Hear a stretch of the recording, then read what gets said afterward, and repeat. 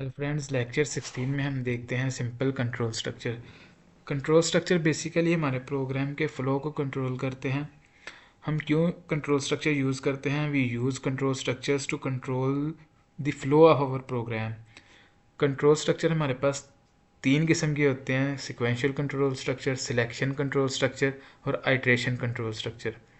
Sequential control structure हमारे पास क्या आते हैं कि जितने भी हमने पिछली एग्जांपल्स देखी हैं, पिछले प्रोग्राम किए हैं, पिछले लेक्चर्स में, वो हमारे पास जो हम कर रहे थे, यानी हम जितने भी प्रोग्राम्स हम लिख रहे थे वो सिक्वेंशियल कंट्रोल स्ट्रक्चर में लिख रहे थे। यानी जो हमारी इंस्ट्रक्शंस थी सीक्वेंस बाय सीक्वेंस रन हो रही थी। पहली वाली लाइन रन हो रही थी, देन सेकंड वाली लाइन, देन थर्ड वाली लाइन। नेक्स्ट है हमारे पास selection control structure. Selection control structure क्या होता है कि नाम से ही जाहिर है कि किस स्टेटमेंट्स को हमने सेलेक्ट करना है कि ये रन हो, या किस स्टेटमेंट्स को हमने स्किप करना है बाय यूजिंग कंडीशन कि ये वाली स्टेटमेंट स्किप हो जाए, उसको हम बोलते हैं सिलेक्शन कंट्रोल स्ट्रक्चर। जो आज हमने देखना है वो सिलेक्शन कंट्रोल स्ट्रक्चर ही देखना है। बाकी थर्ड वन है आइटरेशन, वो हम नेक्स्ट लेक्चर्स में देखेंगे। सिलेक्शन कंट्रोल स्ट्रक्चर में हमारे पास इफ़ एल्स स्टेटमेंट्स आ जाती हैं। सबसे पहले इफ़ एल्स स्टेटमेंट्स हम C++ में देखते हैं कि उसमें हमारे पास क्या सिंटैक्स है इनका और कैसे हम उनको यूज़ करते हैं। इफ़ स्टेटमेंट सबसे पहले हम कीवर्ड यूज़ करते हैं इफ़, उसके बाद हम पैरेंथेसिस में एक्सप्रेशन लिखते हैं अपनी, यानी जो भी कंडीशन होती है, और जो भी कंडीशन होती है उसका एंड रिजल्ट यहाँ तो ट्रू होता है, यहाँ तो फॉल्स होता है। इफ़ की स्टेटमेंट ने कब रन होना है? जब इफ़ की जो कंडीशन है, यानी जो एक्सप्रेशन का रिजल्ट है, जब ट्रू होगा तब इफ़ की स्टेटमेंट्स रन होंगी।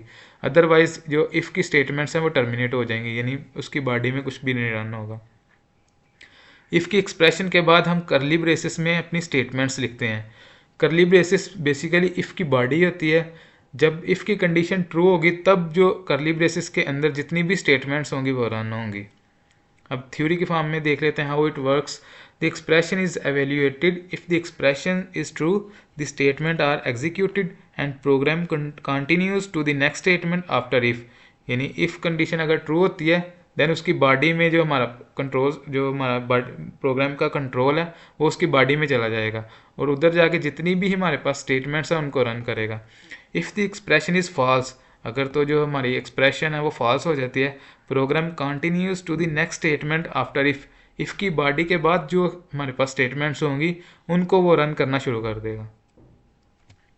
नेक्स्ट हम फ्लो चार्ट की एग्जांपल देख लेते हैं कि जब एक्सप्रेशन हमारे पास ट्रू होगी तब स्टेटमेंट रन होगी, अदरवाइज जो हमारा कंट्रोल है वो नेक्स्ट स्टेटमेंट पे चला जाएगा।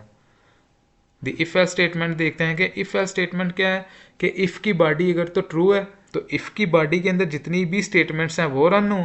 अगर इफ़ की कंडीशन फॉल्स है तब हम जो हमारा प्रोग्राम का कंट्रोल है वो एल्स पे चला जाएगा, यानी एल्स की बॉडी के अंदर जितनी भी स्टेटमेंट हैं वो एग्जीक्यूट होना शुरू हो जाएंगी। Expression is evaluated if the expression is true, statement one is executed. जब इफ़ की कंडीशन ट्रू होगी स्टेटमेंट वन एग्जीक्यूट होगी।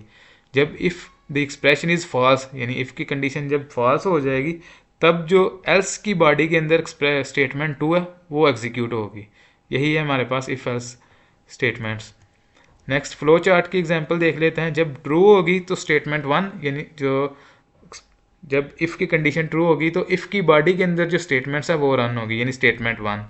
अदरवाइज जो हम एल्स की बॉडी में जितनी भी स्टेटमेंट्स लिखी हुई हैं वो रन होंगी। इफ़ एल्स स्टेटमेंट्स हम देखते हैं इन असेंबली लैंग्वेज।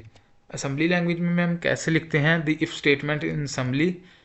सबसे पहले हमारे पास डॉट इफ़ एक कीवर्ड आता है, उसके बाद हमारे पास एक्सप्रेशन होती है। जैसे मैंने पिछले पिछले स्लाइड में आपको बताया कि यहाँ तो इसका एंड रिजल्ट ट्रू होता है या फॉल्स होता है। जब ट्रू होगा तब हमारे पास जो इफ़ की बॉडी होगी वो एग्जीक्यूट होगी। तो डॉट इफ़ एक्सप्रेशन के बाद हम स्टेटमेंट लिखते हैं। असेंबली लैंग्वेज में हमारे पास ब्रैकेट्स नहीं यूज़ होती, जो हमने पिछले C++ में देखा कि हमने करली ब्रेसेस के अंदर हम ना जो स्टेटमेंट्स लिखते थे वो एग्जीक्यूट होती थी। जबकि असेंबली लैंग्वेज में ऐसा नहीं है। डॉट इफ़ एक्सप्रेशन के बाद जितनी भी स्टेटमेंट्स होंगी वो इफ़ डॉट इफ़ की बॉडी में हमारे पास एग्जीक्यूट होंगी। जब डॉट इफ़ और डॉट एंड इफ़ के दरमियान जितनी भी हम स्टेटमेंट्स लिखेंगे वो सारी की सारी एग्जीक्यूट होंगी जब डॉट इफ़ एक्सप्रेशन हमारे पास ट्रू होगी। नेक्स्ट हम इफ़ एल्स देख लेते हैं कि dot if expression same as it is ही, फिर उसके बाद स्टेटमेंट, देन डॉट एल्स हम यूज़ करते हैं